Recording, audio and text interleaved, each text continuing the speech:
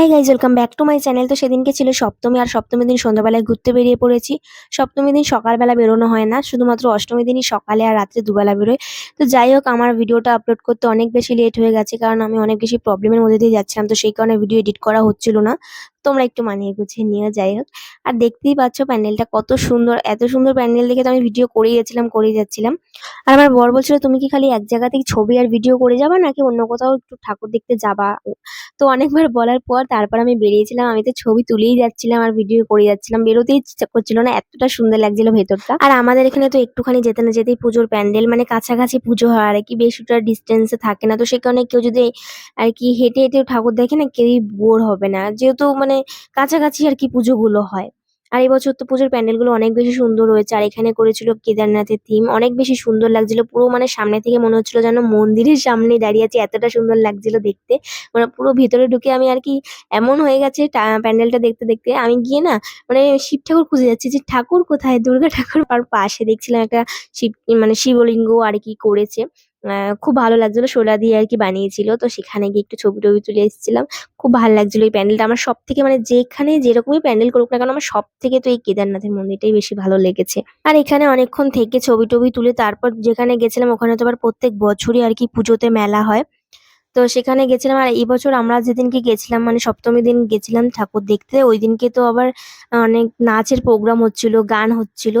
তো অনেক বেশি ভালো লাগছিল সেখানে। আর এখানে গিয়ে তো আমি বলছিলাম ব্রেক ডান্সে ওঠার জন্য, কিন্তু ও তো যেহেতু পারে না, তো সেই কারণে আর কি করব, উঠতে পারিনি। একা একা তো আর ভালো লাগে না ওখানে উঠতে। তারপর এখানে দেখছিলাম সুন্দর করে আলুগুলো কেটে ফ্রাই করে বিক্রি করছিল। তো সেই কারণে আমি বরকে বললাম কিনে দিতে, কারণ আমি এগুলো না মোবাইলেই দেখেছি, কখনো খেয়ে দেখিনি যে কেমন খেতে হয়। আর দেখতে তো অনেক বেশি সুন্দর লাগে, বাট খেতে খুব একটা কিন্তু ভালো নয়, নর্মাল আলু ভাজার মতনই। আমি তো ভেবেছি হয়তো এত সুন্দর করে কেটে খুব টেস্টি করে বানিয়ে দেয়, কিন্তু না, জাস্ট ভেজে আর কি সস দিয়ে দেয়। আর এগুলোর এক একটা দাম নেয় ৮০ টাকা। জাস্ট ভাবো, এক একটা আলু ৮০ টাকা করে। মানে কি বলবো, যদিও কখনো খাইনি আগে, সেই কারণেই জাস্ট টেস্টটা করেছি। বাট আর না, ৮০ টাকা দিয়ে এরকম একটা আলু ভাজা খাওয়ার কোনো মানে হয় না। এর থেকে বাড়িতে গিয়ে আলু ভাজা খেয়ে নেবো। তো যাই হোক, তারপর আমরা চলে এসেছিলাম মোমোর দোকানে। আর বর আমাকে এখানে জিজ্ঞেস করছিল যে তুমি ফ্রাই মোমো খাবে না নর্মাল মোমো? তো আমি নর্মাল মোমোটাই বলেছি, কারণ আমার ফ্রাই মোমোটা খুব একটা ভালো লাগে না, এর থেকে নর্মাল মোমোটাই বেশি ভালো লাগে। আর বর বলছিল ফ্রাই মোমো খাবে, তো আমি বললাম ঠিক আছে, দুটোই ট্রাই করা যাবে আমার। তো ভালোই হবে। তো তারপর আমার চলে এসেছিল মোমো। আর মোমোটার স্যুপটা অনেক বেশি টেস্টি ছিল খেতে। আর আর আমি এখানে যে কি বকর বকর করছিলাম আমি নিজেও জানি না, বকর বকর করে যাচ্ছি খেতে খেতে।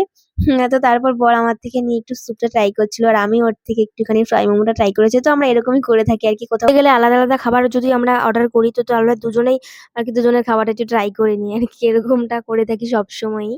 তো এখানে অনেকক্ষণ বসে থাকার পর তারপরে গেছিলাম আর কি দোকানপাট গুলো দেখতে। আর ওখানে খুব সুন্দর সুন্দর কানের দোকান বসেছিল। তো তারপর আমি চলে গেলাম কানের কিনতে, কারণ আমার পুজোতে না কেনাকাটা শেষ হয় না। মানে জামা কাপড় বাদ দিয়ে আমি যদি কোনো গলার বা কানের যাই দেখি না কেন, আমার মনে হয় যেন এই ড্রেসটার সাথে এই কানেরটা বেশি ভালো লাগতো, ওই শাড়িটার সাথে এই কানেরটা বেশি ভালো লাগতো। মানে এরকম করে থাকি, মানে অষ্টমী চলে আসে, নবমী চলে আসে, তবু মনে হয় যেন আমি মানে কানের কিনে যাই বা গলার যা কিছু আর কি, জামা কাপড় বাদ দিয়ে। তো সেই কারণে ওখানে মেলার থেকে আমি একটা কানে নিয়ে গেছিলাম অষ্টমীর দিন সকালে পরার জন্য। তো মানে এরকম পুজো আমি আসলে আমার করি আর কি। কেনাকাটার আর কি শেষ নেই। আর সেটা আমার মনে হয় আমার একা না, প্রত্যেকটা মেয়ের এরকমই হয়ে থাকে। তো যাই হোক, তারপর চলে আসলাম আমরা অন্য একটা জায়গায় ঠাকুর দেখতে। আর এখানের প্যান্ডেলটাও বেশ সুন্দর হয়েছিল।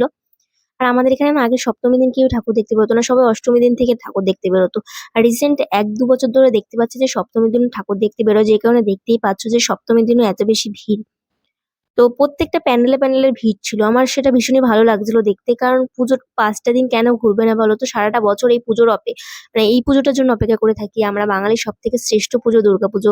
তো আমরা সারা বছর অপেক্ষা করে ওই দুটো দিন কেন ঘুরবো? মানে অষ্টমীর পর তো পুজো শেষই, নবমী দশমী, তাহলে কেন ৫ দিন তো ঘুরবো সারা না? বছর অপেক্ষা করে থাকি কি ওই দুটো দিন ঘোরার জন্য?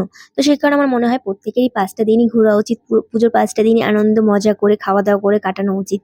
আর কলকাতা কল্যাণীর দিকে তো প্রথমা থেকে ঠাকুর দেখা শুরু হয়ে যায়, কারণ ওখানে এত বড় বড় প্যান্ডেল হয় যে মানে কি বলবো, অষ্টমী নবমীর দিন গেলে তো ঠিক মতন আর কি ভিড়ের ঠেলায় ঠাকুর দেখাই যাবে না।